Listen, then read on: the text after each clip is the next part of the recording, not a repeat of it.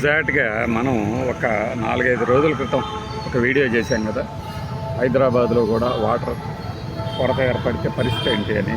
ఇప్పుడు అదే విషయాన్ని హైకోర్టు కూడా చెప్పింది అనమాట. అయితే ఎందుకు చెప్పింది, ఏ సందర్భంలో చెప్పింది, ఇంకుడు గుంతల నిర్మాణం గురించిన ఆవశ్యకత గురించి ఎందుకు మాట్లాడింది అంటే, ఈ కేసు ఇప్పటిది కాదు, 2005 నాటిది. అంటే దాదాపు 20 ఏళ్ల క్రితం నాటి కేసు ఈరోజు వెలుగులోకి వచ్చింది అంటే ఆ జాప్యాలు, ఆ విచారణలో ఎంత లేట్ అవుతాయి అన్నది మనం గమనించవచ్చు.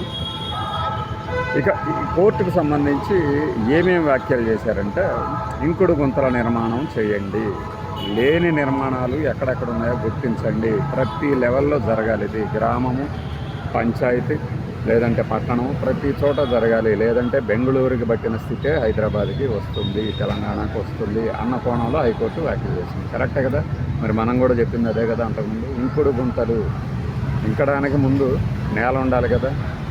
మరి గౌరవనీయులైన కోర్టు ఆ విషయంలో కూడా, ఆ కోణంలో కూడా ఆలోచించి ఏమైనా డైరెక్షన్స్ ఇచ్చిందేమో ఈ కోర్టు తీర్పుని క్షుణ్ణంగా పరిశీలించిన తర్వాత తెలుస్తుంది.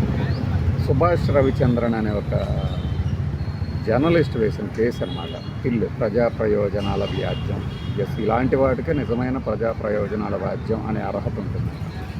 సమాజ హితం కోరుతూ ఇలాంటి పిటిషన్ని కోర్టు వెంటనే కనుక స్వీకరించినట్లయితే విచారణకి ఇన్ని రోజులు కాకుండా బాగుండేది. ఇప్పటికైనా మించిపోయిందేం లేదు.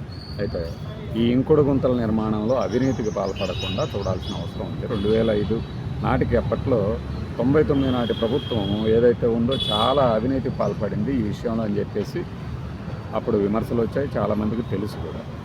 సో ఇప్పుడు ఆ జాతరకి తావివ్వకుండా మనకి రాబోయే 3 నెలల్లో తాగునీటి ఎద్దడి అనేది కోర్టు ఆదేశాలు ఇవ్వగానే మనకి నీళ్ళు అయితే రావు కదా.